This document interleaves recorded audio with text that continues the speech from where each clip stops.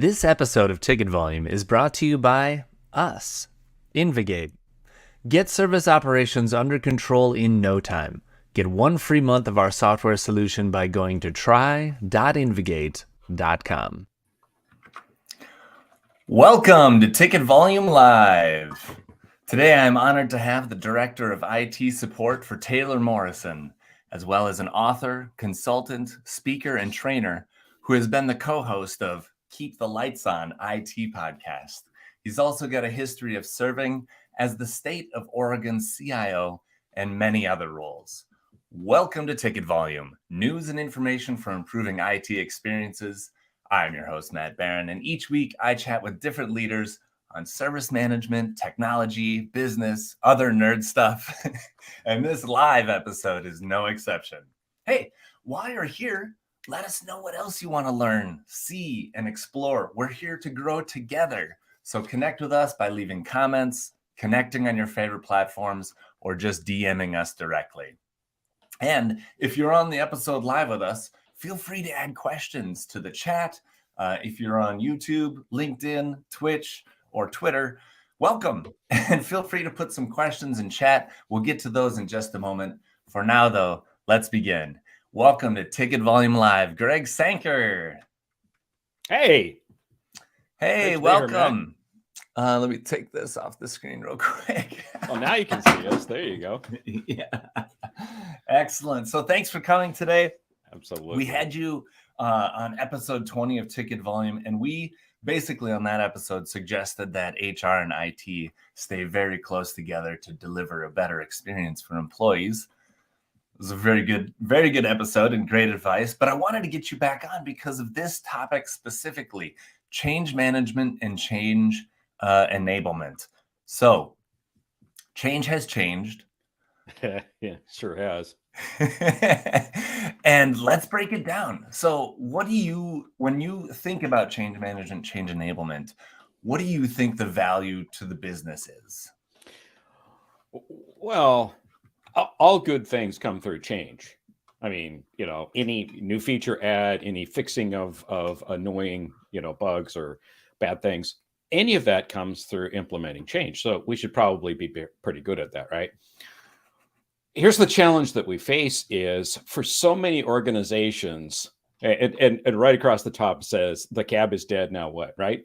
So I'm talking about change management. I'm not talking about cab. And that's an interesting distinction because for so many people, so many organizations, when you say change management, they think cab. Mm-hmm. They also, I used to do a word cloud. It's for real, actually. I used to do a word cloud. I say change management and you say, and there was like, painful root canal, death in the family, it's just this like, I'd rather do anything than come to your blasted cab than do that, right? And it's like it to some degree, I guess I kind of understand it, and to other degree, it's just kind of a natural offshooting of get everybody together and talk about the minutia of everybody's job, with the presumption that I've been working on this code for 6 or 8 hours and work some stuff out. And now some network engineer is going to ask me questions about my code. I was like, is that helpful? Well, maybe, but probably not. Right. So we've set the stage, or we've invited people by putting this provocative cab's dead, now what out there. And I'm going to kind of the root of, is it cab or is it change management that's dead? There's a good question. and watch the phone light up because everybody wants to come in on this topic. I don't know if you saw that article that I put on our post that I put on LinkedIn that said change management is not cab. And it generated a lot of activity, and I'm going to get to some of the comments that were made. Of course, I'll abstract the authors of those comments, but it kind of got a slice of reality in there. Yeah, I love that. So the value of change is really that's how we're going to change the things that we're providing, whether they be services or products. But the revenue stream for the business is going to be impacted by one of these changes, right? Yeah, it's one thing that needs to be said, and I realize that when you're talking about just about anything, I suppose, including politics. But when you're talking about change management, people are hearing what they understand those things to be. And so sometimes when I talk, I'm talking about something vastly, vastly different.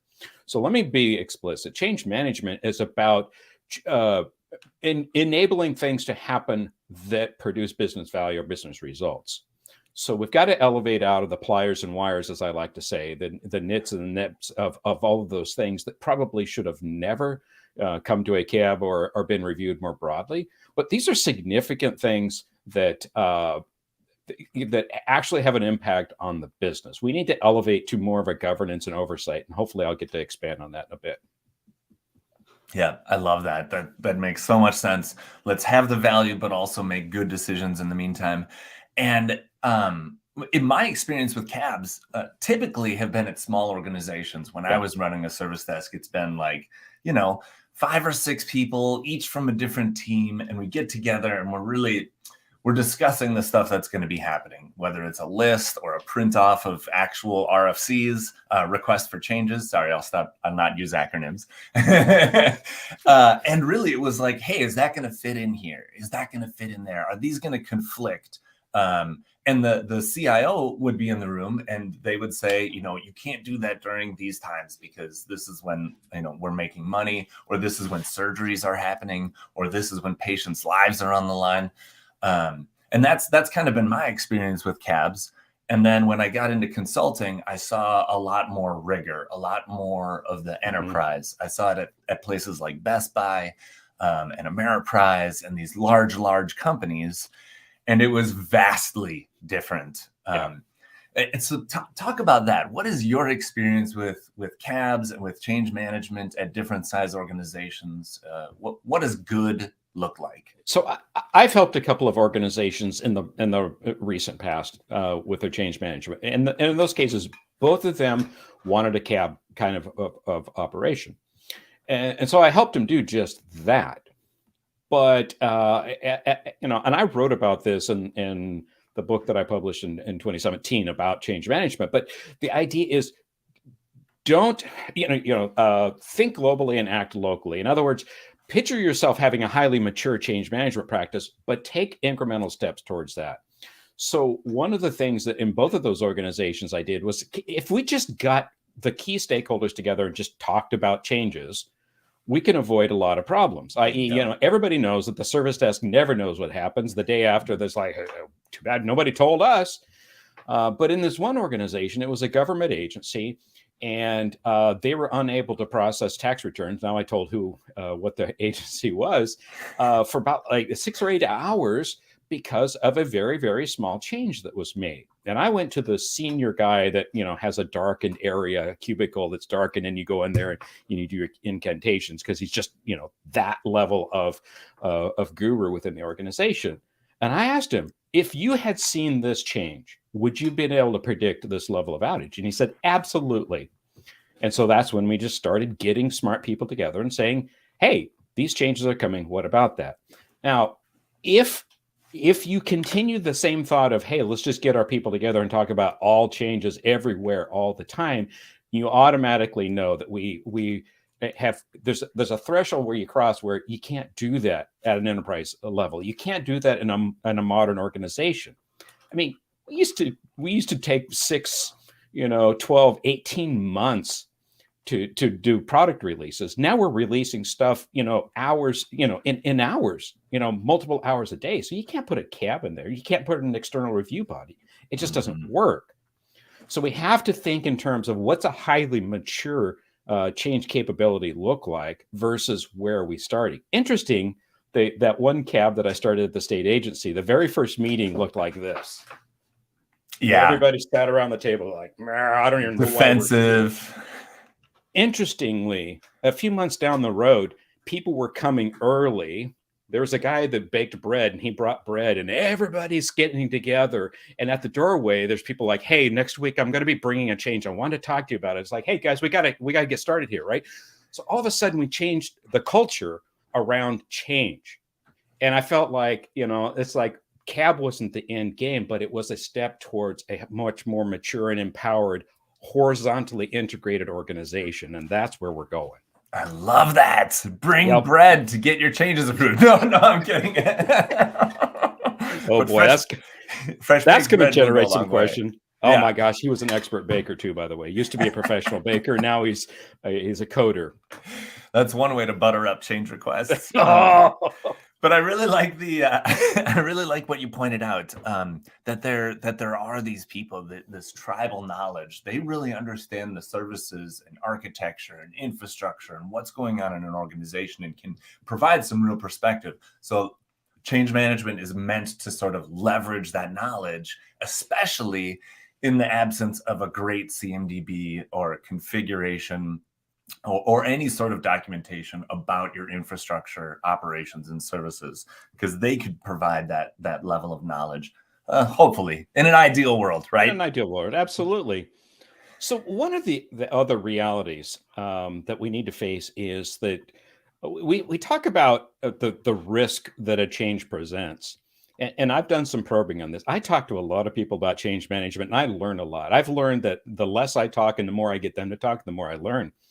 But one of the things that I hear about when we talk about evaluating changes for risk is that they're thinking risk that will be embarrassed, or that IT will look bad, or that we're going to have to spend the night in the data center fixing whatever thing you screwed up. Yeah. It's like, that's not risk. That's inconvenience. But risk is risk to the organization, to the business. All risk is business risk. And here's the other reality is risk is intrinsically tied to your organizational strategy. In fact, it's inappropriate to stay strategy that's informed by risk, or risk that is in pursuit. It is literally, there should be one word that says strategy risk. That's just one thing, because risk is an element of your strategy. And change management then is an offshoot of how do we operationalize that appetite for risk, or the operational need for risk or risk mitigation within the organization. And so when we're talking about change management, we're really talking about managing the organization in such a way that changes are implemented in such a way as to provide the appropriate level of risk, managed risk within the organization. And that's intrinsically tied to governance. I don't get to decide as the change manager or somebody working in IT what the organization's risk appetite is. That's not mine to say. And if I thought I knew it, that could change hourly. It could change weekly depending on business conditions. So it has to be tied to strategy risk at the most senior level within the organization, but then operationalized. And that's a vastly different challenge. But important nonetheless, because this is really where change management exists, and the function that it provides. I think about this as the value of change. Our friend Patty Blackstaff pointed out that the value of understanding those collisions and business cycles is that we can be more collaborative and cross-functional, which is totally right. And I think it's really important that we say that word again, that governance word, because that really, like, I think you put it perfectly, because so many people think governance is like, okay, stop the car from moving too fast, put a governor on it. But really, it's about meeting the goals of the business. In the car example, it's keeping your passengers safe. There's a reason there's a governor on your U-Hauls, and it's because you're not used to driving trucks, and you've got 5 tons of your household items behind you. It is like in the case of the U-Haul, it is literally an I can't even say that. It's how your change risk strategy is operationalized. Yeah, it's exactly. Like we're cutting off some dangerous or high risk areas simply because we can't tolerate that level of risk within the organization.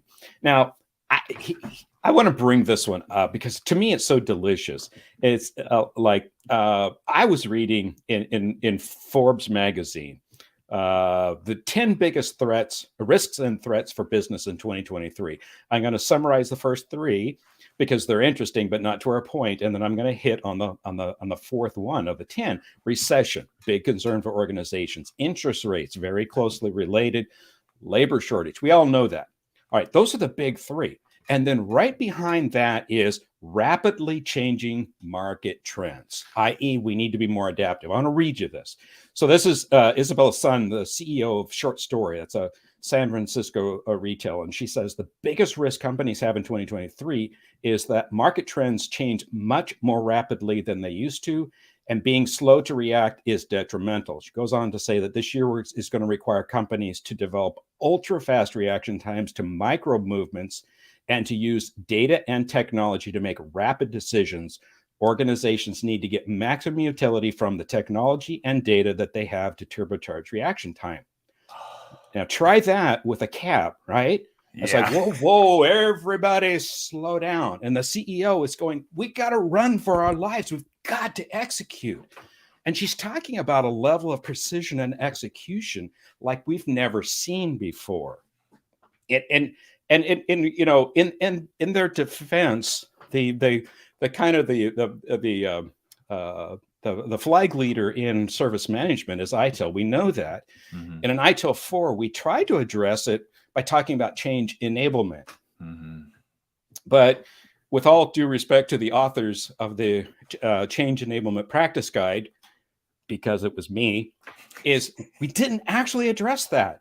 Because change enablement has more to do with the organization, governance, strategy, risk, and all those important elements. We need to stop talking about managing individual changes, but we're moving in that right direction. And I think that's the important piece, because change management is not about slowing down long enough to make sure. It is about accelerating up to meet the velocity that we need. Stuart Rance told me long ago that is, we must match the rate of speed required by our organization, not exceed it and not lag it, right? So there's a caveat there. We need to understand what it is first and foremost, and then we need to engineer practices that match that rate of speed. And I'm telling you that CAB cannot possibly match the rate of speed. So that brings us to, what do we do? Yes. Well done, Greg. This goes all the way back to episode 1 of Ticket Volume when Rob England was on. He talked about the VUCA world where there's volatility, uncertainty, complexity, and ambiguity, and a fast change management response to that VUCA world is how you create velocity. As Mark Smalley pointed out in episode 25, velocity is about speed and direction. So we're meeting the governance need, but we're able to do it at pace.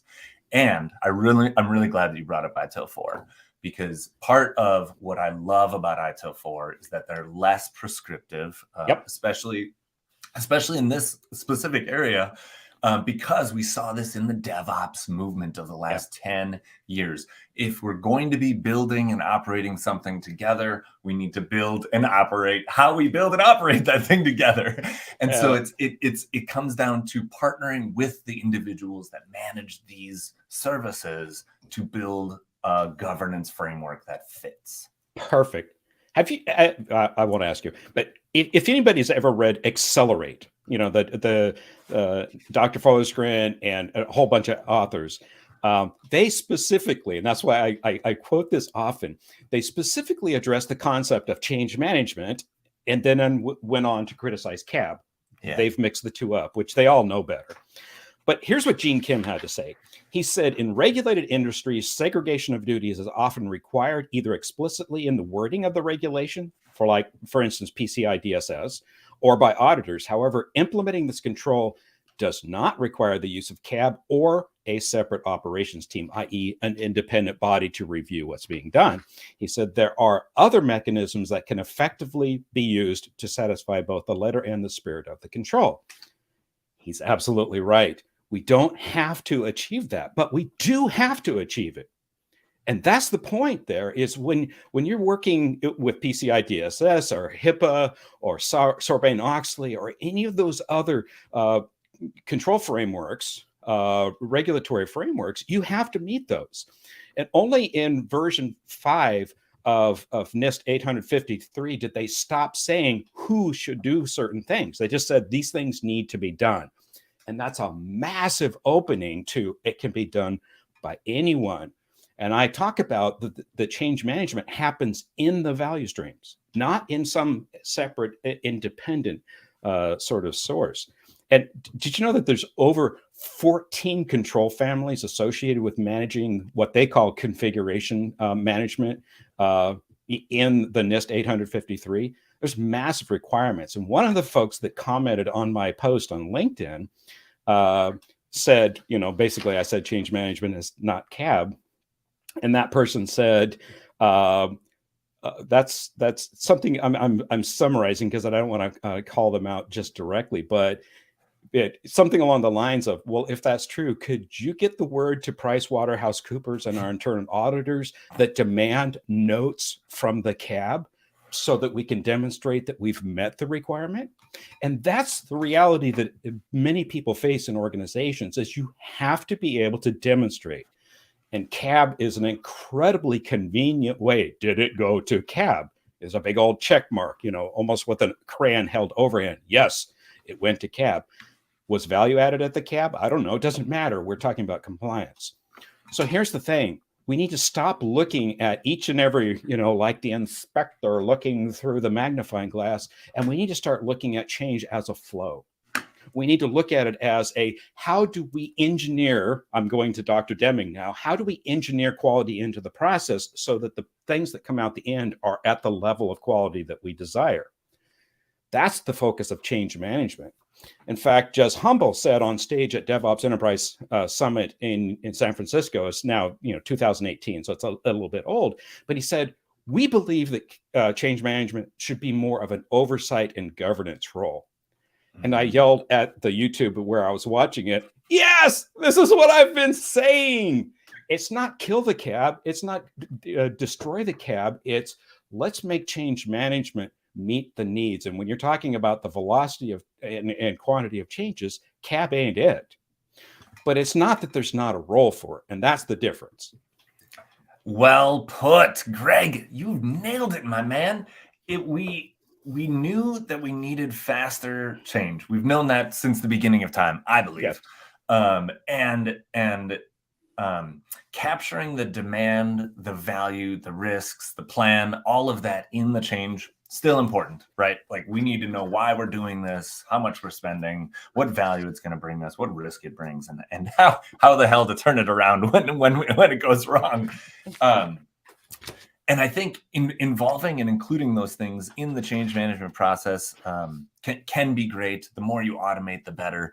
And I really like the idea of CAB, instead of talking about individual requests for change, looking at it from an oversight of the process. Yes. How is our CI/CD pipeline actually protecting itself? Yeah. How are we enabling the speed and velocity of change so that we're not getting in the way and continuing to build? It's almost like voice of the customer, and the customer are the people putting in the changes.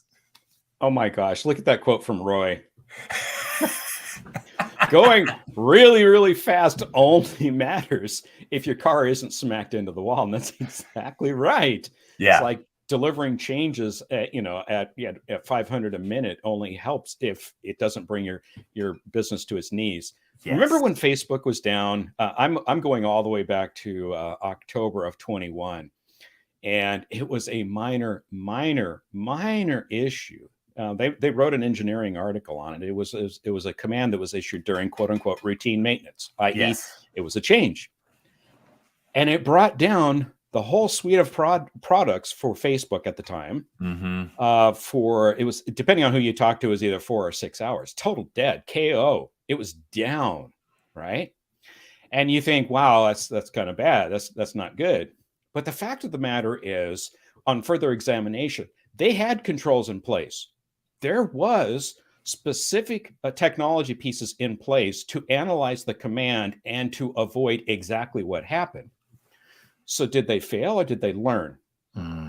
They learned, because they immediately went back to work and updated their risk profiles or the risk register and said, okay, now that we know that this can happen, they went to work on it. They're expert at this. But it's still a lot, depending on who you ask. I've looked at multiple articles and they've been upgraded over time, but somewhere between $65 and $99 million of lost revenue during that outage. And Zuckerberg himself, our good friend Zuckerberg, lost a personal wealth of $5.9 billion with a B, $billion of valuation in the company that he started, right? So this is not about pliers and wires or, oh boy, you should have taken that to cab. This is about business risk. Mm-hmm. And so change management or taking that change to a cab absolutely could not have helped it. But what they did with we understood what our risks were. We put controls in place. We learned something about them, something new about them, and we put additional controls in place. That's change management. That's exactly what it is. I would not come in there and say, you guys really need to have a cab for these kind of changes because $99 million of lost revenue. That's kind of big, right? Yeah.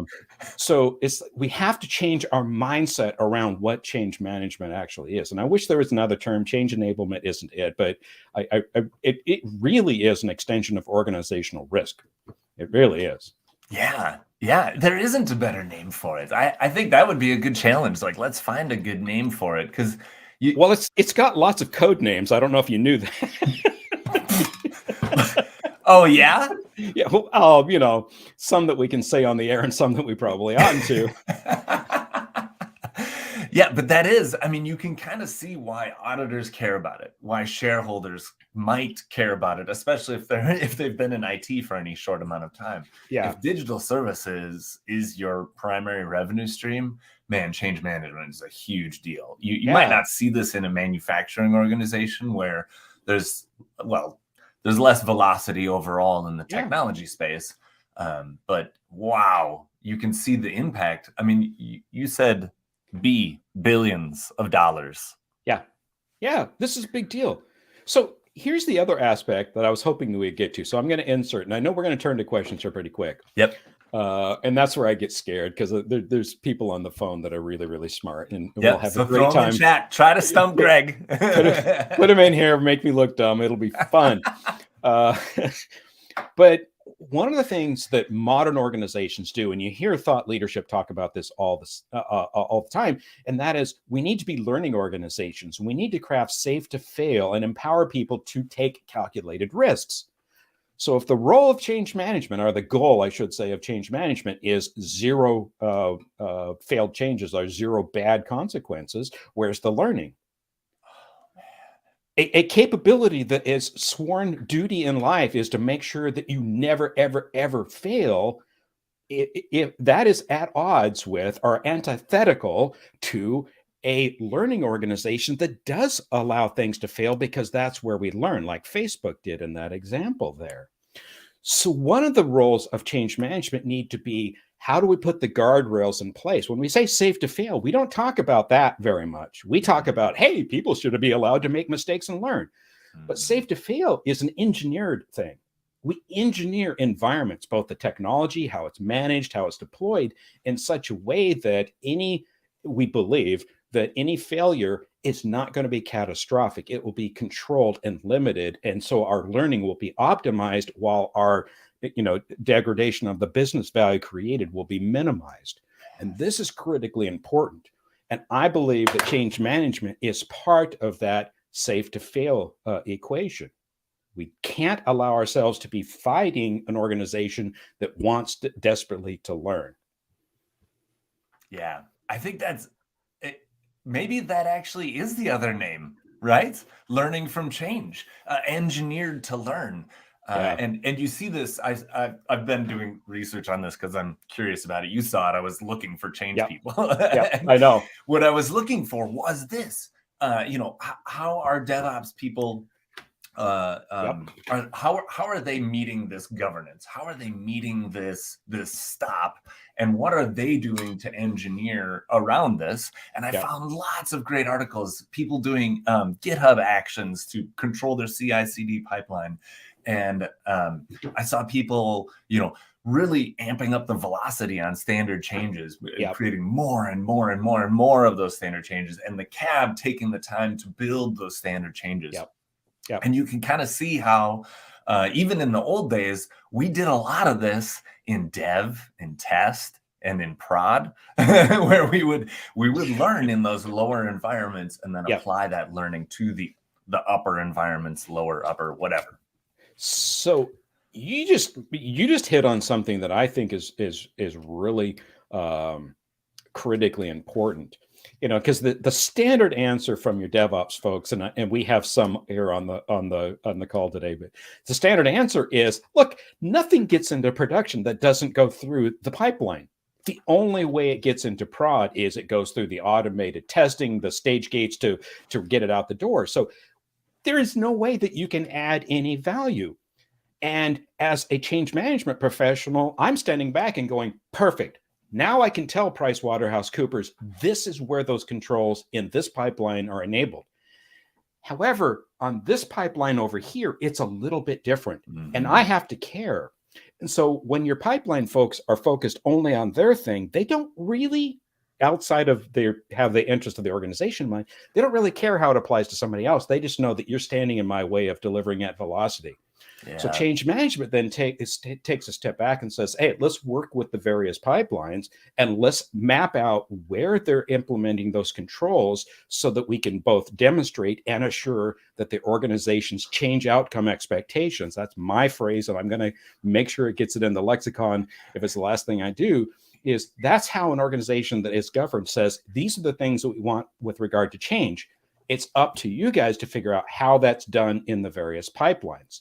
And it's up to change management then to work with those pipelines and say, okay, where is this being done? Got it. Now we can say to the PricewaterhouseCoopers, since we picked on them, these are where those control objectives are being met within the pipeline. Awesome. Okay. We have beat this topic to death. I love it. Good shout out for your book. What is the title, by the way? IT, it would be terrible if I couldn't remember, right? IT Change Management, a Practitioner's Guide. And for those of you that have looked for it, Amazon is in the process of restocking. It's been reprinted, so please be patient or go to the publisher TSO. I love it. So we'll take a question now. We'll take a question now. Should a cab of sorts assume the role of determining which types of change are which need a further oversight, etc.? From our friend Roy Atkinson. Yeah, it's a really good question. There's more to that question than just the few words. He's the master of the tip of the iceberg. So the answer is yes, but they need to do so within the confines of within the context of the value stream itself. The value stream itself should be dynamic and adaptive, but that it automatically, if you will, quote unquote, identifies what level of risk does this particular change present to the organization, and then we rerun it through an adaptive process. One of the things, and you'll love this, one of the things that is emerging, though very, very quietly, is there are organizations, and I talked to the CEO of one of them, are working on actively mining any related data from your organization so that they can make real-time predictions on what the risk level of any given change is so that you can act dynamically. It's like this risk, this change has this level of risk and we operate. Let's call it artificial intelligence, but let's not get into that. Let's just say we're being really smart because humans are, those subject matter experts that, that know what happened in the organization. There's a limit to that, but AI doesn't have that limit. It can look at massive amounts of data and say, here's the circumstances around this particular change that caused problems, and this change here is presenting similarly. I think we should take a closer look at it. So that's where we're going as an industry. Is we're getting because we're flowing at such a high velocity that Greg Sanker can't stop and say, I don't know. This one kind of concerns me. I think party's over by that time. Mm-hmm. So we have to use modern tools to match modern velocity. Yes, well done. Modern tools to match modern velocity. I also think you kind of know what you know, and you know what you don't know about a service. The more you know, and the more information you have about those services, the better you can be informed about what kind of changes have to go through it, and what sort of rigor goes around it. Let's take another one. So okay, there you go. Go ahead. When speaking of impact, I've seen it implemented as either a high, medium, low rating, or a description of what the end user experiencing might have like what is the downtime and after the change. Can you elaborate more on the best way to evaluate impact for a change? See, this is But thanks, Brian. That's a really tough one. And the answer is, I don't have a good answer for you. Now, here's the right answer. And I don't mean to be flip, but is the user experience is important, but our ability to articulate what is the positive and negative impact on business value being delivered, i.e., if a few people are being negatively impacted, slowing down their work 20%, we can kind of calculate to some degree. We can calculate what that looks like. If the entire organization can't close their general ledger at month end, we can calculate that. I mean, we all know this. Brian knew that when he asked the question. That's not what he's asking. But if you can, in a more real-time basis, assess it from a value impact standpoint, Kobit talks about value realization. It's like changes should yield value. Mm-hmm. And we make those changes because we believe that they're going to add value. In some cases, we're maintaining value, sustaining changes and things like that. But the answer to the question is we have to get away from impact. And I'm even concerned to some extent that we're using experience as a yardstick. It absolutely has to be, so don't hear me wrong. But experience itself doesn't equate directly to the value that you delivered. Yeah. In fact, in a lot of organizations, we understand the experience. In fact, my wife works for an organization that is moving exceedingly fast. And she comes home and goes, "You'll not believe the stupid, god-awful system they implemented." And she'll explain it. And it's like, wow, if I were a change manager from 20 years ago, I would have denied that change. I said, but watch this. In 3 weeks, I said, they will be materially better. And in 6 weeks, it will be at the level that you would think it should have been 3 weeks ago. And sure enough, boom, boom, right on target, right? So the user impact or the user experience during that initial rollout was considered less of an impact on the value than having that capability in place, even though it's handicapped, so minimum viable and things like that. And so if you look at change management strictly from a let's limit negative impact and not from a what's the value of that negative impact versus what's the value of the outcome that we're achieving, then we're starting to have a business value question. That doesn't happen in a cab, by the way. That has to happen through a governance process. Yes, at a higher level. What is the risk we're taking? Because we need to know if it's worth it. Yeah. And I think back to the stories that you said at the beginning, Facebook ran this script, they lost millions of dollars. What if we put that on the change form? What if we understand that about the service? If this change goes awry, we're looking at a $50 million loss, or, per minute, we lose $1.2 million per minute. And if it's down for 50 minutes, then we're at 50 mil. So I was called in to help a major box retailer with their change management. And while I was there on their campus, a change was implemented that I'm going to shorten it. And I don't want to point any fingers, but a change was implemented that brought down their ability to process credit cards at point of sale across the entire North American fleet of stores. All right. Major impact. And I said, since I was there and I'm the change management consultant and the CIO was livid beyond all measure, I said, let's go look at the change record that produced that. And it was rated as low risk, low impact, new code, won't impact anything. And I said, as we're looking at this on the screen, I said, anybody have any feelings about that? Something's wrong here. I said, did the business owner who was responsible for that revenue stream, did they know that their ability to book revenue was at peril with this change? Did they know that? And if they did, would they have approved this change? And I wasn't suggesting that the answer should be no, but this is a business risk. This is not an IT risk. This is not a damage to the CIO's reputation or ego. This is business risk. Mm-hmm. Just like the Facebook thing there had an impact on the business. And that's why we have to shift our focus onto those more strategic things. I love it. Well answered. Good job, Greg. Let's take another question. How do we manage the risk while increasing velocity, implementing changes on a large infrastructure, large systems, without having commitment? Comité? ¿Qué es comité en español? Yeah, sorry. But what I'm getting out of the question is that we're making small changes towards this large eventuality. So how do we manage the risk of that? And what I will try to answer that, but I'll also zoom back and say we have a different challenge increasingly facing us. It's like, okay, we're going to move our ERP from this internally developed, proprietary system to the cloud, and we're going to do it on a weekend, right? So we're doing massive changes on a knife edge transition. And for those kinds of things, there better be a tremendous amount of planning and mapping out and risk analysis and risk assessment and mitigation strategies.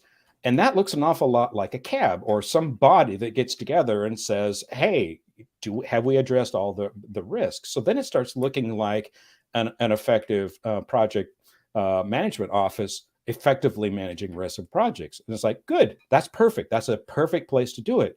Just don't call it a CAB. It isn't a CAB. It's just the organization managing business risk. But in this case, we're really talking about we want to move very, very quickly. And so phase 1, phase 2, phase 3, phase 4. And so one of the things that we regularly recommend, and this is kind of older, but it hasn't been widely done, is present the overall project plan or the overall plan. This is what we're doing. This is why it's important. This is what the business points of inflection are. And here's the individual phases. And here's the things that we think are going to be in there. And what we're going to do is we're going to let people know, okay, phase 1 implementation is going to happen this weekend. Here's the things that are included. Just let everybody know. And so now you're managing the big change while acknowledging that there's going to be incremental changes along the way, which may or may not be exactly what you're asking about. But it's one of the tools that's so seldom used. We either wait and say, okay, the big change is coming, or we all go here, which has no value. Right. Right. Because you're not actually assessing risk. You're just saying, I used to do this. I used to look at my most senior people in CAB and I would say, are you nervous? And I would usually get I'm pretty confident. It's like, okay, I think we're good to go. Or if he goes, this could be a really long weekend. I was like, okay, is there anything we can do about that? Right. So, let your subject matter experts have inform you.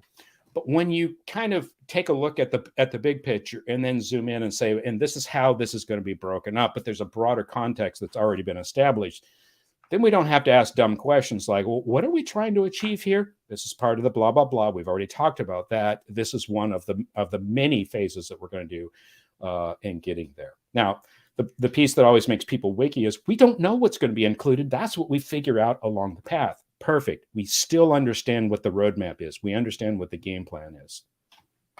I like it. It's sort of like, I'm going to put some words in your mouth, but it kind of sounds like the CAB has a branding problem. Oh, absolutely. We maybe don't call it CAB anymore, right? Just call it work. We're just working. And whether the PMO is pulling the triggers and saying yes, and they have the authority, or some other, technical guru advisory board thing exists, whatever it is, you still need to do it. It's just a matter of, do you do it beforehand, before the changes are coming through, and get out of the way of velocity, really. Yeah, and that's where, if you allow, we talk about self-organizing work teams. It's like, I know change managers that, we call them stakeholder calls. Absolutely. It's like, who cares about this and what are their concerns? Are they good? Have we addressed their concerns? And stakeholders usually implies beyond the walls of IT into the business. I'm aware of this is kind of age old now, but a change that was denied because I had a 40% chance of failure. And IT is like, no way, no how. The business, who happened to be sitting at the table, said, hang on. 40% chance of failure means 60% chance of success. We think that has high business value, and we're willing to take the risk because the business window is so important to us. It's like, so that was a stakeholder call that said, we get it. We understand that bad things can happen, but in the balance, the business value is actually driving that. Mm-hmm. Yeah, smaller, more controlled change. Some good comments on the thread here. So I do want to point out specifically that if you're enjoying this conversation and you like having these discussions with experts, make sure you join us April 14th while we talk about service and support leadership. But that's not all for today. We've still got one more question. So let's see what else we got. What role could predictive analytics play in assessing the potential risk to business of a change or a group of changes? Yeah. Good question, Roy. Yeah, and if you watch Roy's his public presence, he's talking a lot about artificial intelligence. At the same time, the poor guy is talking about customer and employee experience. It's like, what a misguided combination of things, right? Wrong. It's like they're one and the same. So the answer is, it's actually a really good question, and that is, as we can up our game in understanding what the value, I answered the question, and I did not mean to be flip, but it's like, if a user is going to have a poor experience, and I said, no, focus on value, because we don't know what the one. I'm like, well, that's not very practical, Greg, and you're right in that criticism. But where I'm going is the tools that we can bring to bear on this elevate our game by orders of magnitude, multiple orders of magnitude. We can assess what the business value impact is going to be. And that's how we can have an adaptive change capability that actually is in alignment with the governed risk appetite for the organization. See, all of these things, it's like we're still operating with a certain limitation. I'm going to tell a very quick story. Bill Fosbury invented the Fosbury flop, which every high jumper uses now. No, there's no one that doesn't use the Fosbury flop. They used to jump over, scissor jump and standing erect. But along comes the invention of a padded. It used to be a pit of sawdust, and landing on your back on a pit of sawdust would be very painful. But for logistical sakes, they created these padded things. And he goes, hey, I can fall on that. And in so doing, and it was challenged at the 1968 Olympics, and I think it was in Mexico. You can read all about this. Just Google it. But Bill Fosbury went to college about 12 miles over here, right? So, and his coach was one of the Oregon State University coaches. And what happened was, he went to the Olympics. He won the Olympics. There was a big hubbub about, did he violate the rules? And the answer was, no, he didn't. He just fundamentally invented a different way that is way more effective in achieving the outcome, which is clearing the bar, as opposed to doing it the way we were used to doing. So here's where I'm going with that. With these modern techniques, with the modern tools, artificial intelligence, dynamic and adaptive pipelines and whatnot, is if we're still thinking that change is about income, something that comes in, we look at it, and then we let it on down the line, is just diametrically opposed to what we're trying to do.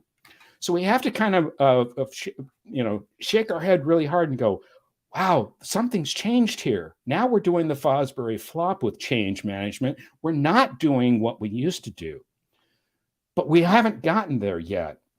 And I wrote about this in the book that I made mention of, is if we stay tied to cab, we will never get there. We've got to change our mindset. We need to reinvent how we think about change, what the role of change is, and how do we work with those within the organization. It's not command and control. It's not mother may I. It's not inspect every.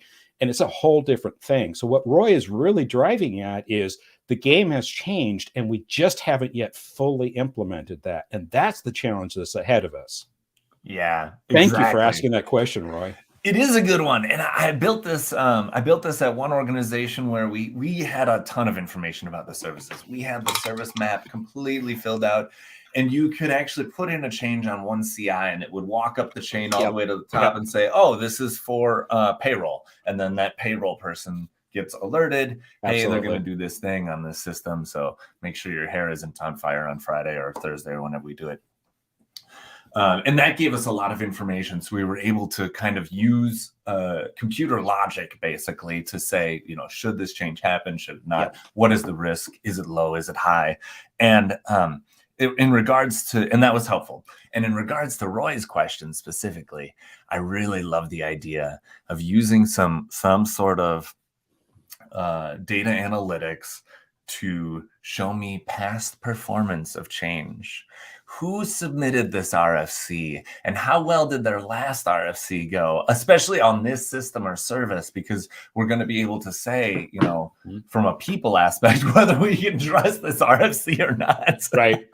And you also get the ability to, I mean, like, you know, we used to talk about big data. That used to be the cool word to say, right? Yep. But if you think about it, we can map weather, we can map political cycles, we can map, the economy, we can map a lot of factors into the situations around which that past data. So it's not just past data of this request or this system, but it includes that. But it also includes a lot of other parameters that might impact what's going on, and it might change the risk level. Like you said, if you bring down your patient management system while somebody's in emergency surgery, I mean, that's the definition of bad, I think, right? So that's a bad outcome, right? So we know not to do that, but that's pretty easy not to do. Mm-hmm. When those things happen, you know, what we call these black swan events, where this, and this just happened to happen all at the same time, and it made this catastrophic thing coming. Humans are really not suited to anticipating those kinds of things. Oh, man. But strong data analytics and AI is much more suited. I won't say it's able to, but it's much more suited to assess the likelihood of that happening. I mean, that's what these weather models are. I mean, Texas last night took a massive hit of tornadoes. And I texted my friend down there. And I said, "Are you surviving?" "Yeah, we're doing okay." But live on television, it's like, "Hey, we went and reported." And then 10 minutes later, we came back, and now the reporter's in front of rubble because stuff went down, right? Mm-hmm. But those models that we use to track so many conditions, wind and weather, and or not weather, but temperatures and all of these things that help us to build these models. And then we layer multiple models. So we say, hey, the average of the models is saying this, so we're operating on this. That's exactly what they're doing. It's not like somebody sitting in a news center going, "Wow, I think this is going to be a bad one because I've been around for lots and lots of years." Yeah. What a good metaphor. Weather. That's such a good metaphor. Well done, Greg. Greg, I want to thank you so much for your time. To the audience, thank you so much for your time. Thanks for being on Ticket Volume. Well, thanks for having me. This is fun. I would do it again. And I already see that I got a couple of LinkedIn requests. So please feel free to connect. Please feel free to disagree with me, because to move this industry forward, that's exactly what we have to have, these conversations. Thanks, Matt, for facilitating it. Thank you, Greg, for being here. And thank you to our audience. Thank you for listening. Our next live episode will be April 14th with Tony North, talking about leading service and support teams. We're going to discuss hiring, training, rewards, and what it takes to lead a service desk team. Register today at invigate.com/ticket-volume. And we've got a bunch of episodes out there. We've got almost 50 episodes and more coming. So subscribe to receive alerts when new episodes are published. And just like I mentioned at the beginning, leave us feedback, reviews, or DM us if you have something that you want us to focus on, something you want to learn, or a question that is perplexing you. Because this podcast is brought to you by Invigate, the all-in-one IT service and asset management system that helps organizations with world-class IT support. If you're looking for a solution to build your help desk without the headaches of year-long implementations, you will love Invigate. In fact, IT teams from NASA, Toyota, and McDonald's use Invigate to manage requests, automate workflows, and centralize inventory data so that they can focus on delivering better service. Because remember, good service is good business.